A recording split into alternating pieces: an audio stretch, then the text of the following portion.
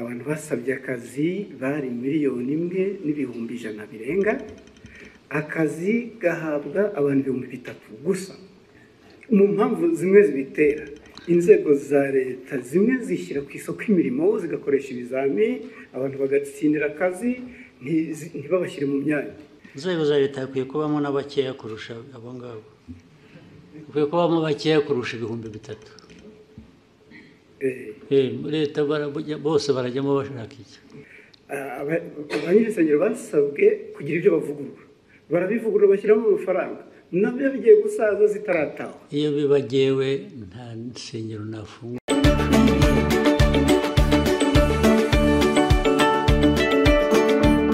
Ndagira ngo mbashimire kuri uyu mwanya mumpaye.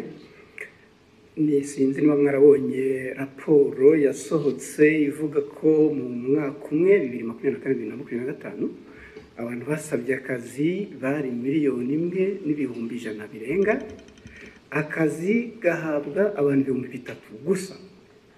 3,000 kuri 1,100,000. Bitatu bigomba kuba ariko byaragiye mu kampani imwe cyangwa ebyiri. Ntabwo nibera ko birakireka. Noneho mu mpamvu zimwe zibitera, inzego za leta zimwe zishyira ku isoko imirimo zigakoresha ibizami, abantu bagatsindira akazi ntibabashyire mu myanya. Hanyuma abavuga ni mu nzego za leta. Yego, mu nzego za leta. Inzego za leta hakwiye kubamo n'abakeya kurusha abo ngabo, hakwiye kubamo bakeya kurusha 3,000. Leta bose barajyamo bashaka iki?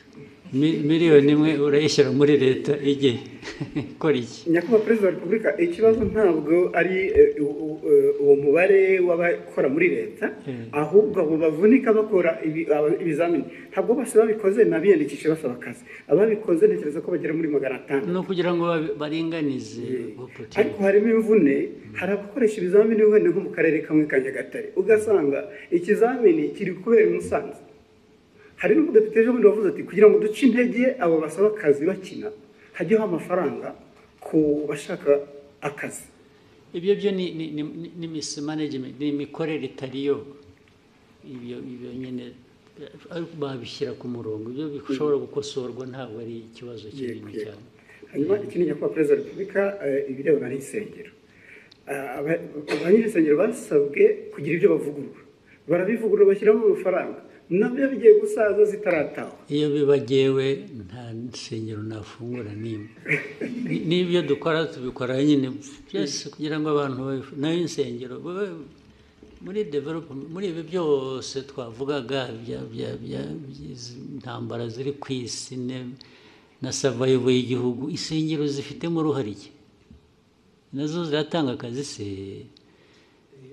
They are just cheating. Abenshi they are just cheating. Ariko mubahehe mwebwe?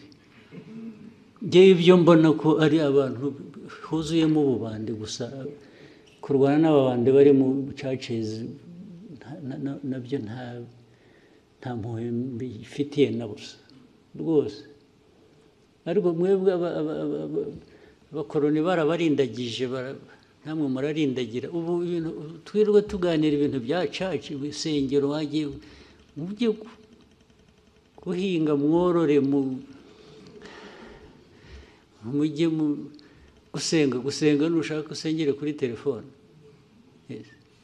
Ibyo churches aho byaturutse ntuhazi. Churches ahantu hose ziri, ahubwo ndetse buriya nuko dushaka gushyira ibintu mu kuri, tudashaka guhutaza abantu, tugira kwigisha, naho hafunzwe nke.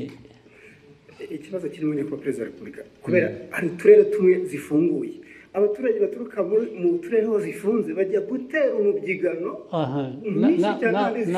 Naho tuzazifunge ahubwo. Yes, aho ziri ubwo tuzazifunga, bajye basengera mu rugo rwose. Iri senga abanyafurika mwara. Niba munyemera ikindi kibazo kimwe kirebana n'inyambo, ejo bundi mwagabiye miri wa Katari inyambo Albert Rudatsimburwa twaza tuganira avuga ati birakwiye ko inyambo zishyirwa mu murage w'igihugu ku buryo buri official. Ibyo bintu mwigeze mubitekerezaho bizakorwa ryari? Muzabitekerezeho mwebwe. Muzabitekerezeho mubikore, njye mfite inyambo ndazitunze ndishimye, uko muzazigenza migirire gute ibyo birabareba. Yes, njye nzatunga ngabe nishime nyambo ko ari amateka yacu se. Mwe mukora akazi ko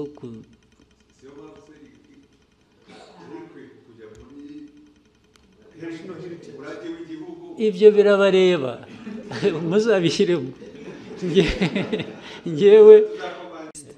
Bloomberg. Thank you, Mr. President. Ondiro Ganga with Bloomberg News. I just have a couple of things I'd like to hear from you. If we look at gold prices, they've hit an all-time high in the market.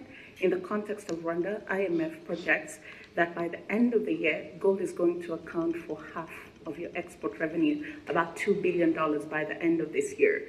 But in the same breath, we have seen sanctions, particularly from the EU, on the country's main smelter, Kasabo, and some of its executives. So in lieu of the sanctions, what is Rwanda currently doing with its gold? And maybe if you can broaden out that conversation for me, what is the importance of gold in Rwanda's economy? And do you have specific plans to develop the gold industry? Thank you very much. Do you want to advise those who are applying sanctions? I'm saying, do you want people to add more sanctions to stop that, or what? No, I want to know if you're not selling it to the EU, because Rwanda also has a really big deal, about $900 million mineral deal with the EU. Yeah. So if they're off the table, if that is frozen, what is currently happening? There's nothing frozen.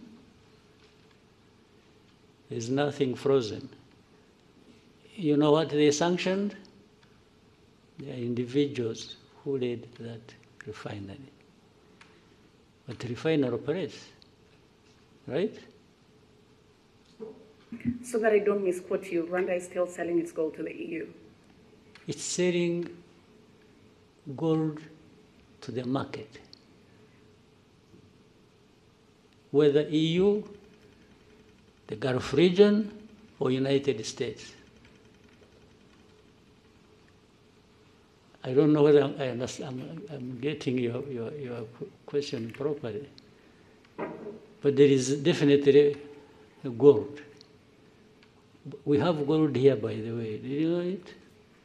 You know a place called Miyove? You have heard? During the war of 1992-3, our soldiers who were operating in that region, Miyove, there is a swamp, you know it? In Chumbi. Our fighters woke up and found some stones they didn't know flowing along the river, and they picked that stuff. And in fact, we sold it, sent it through to Uganda, sold it. It bought us, we were able to buy some meals for a week. Just from the gold we picked. The mining still goes on artisanal, and now they are doing deep exploration to see if there is gold in Nyamagabe area, in Nyanyungwe.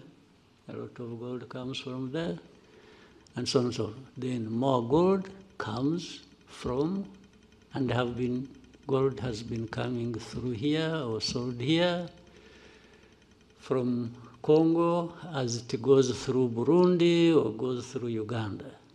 So there's nothing particular about gold and Rwanda that people should blah, blah, blah about.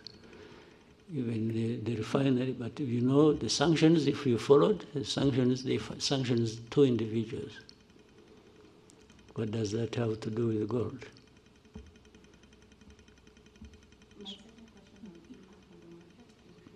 impact of Rwanda on the market, or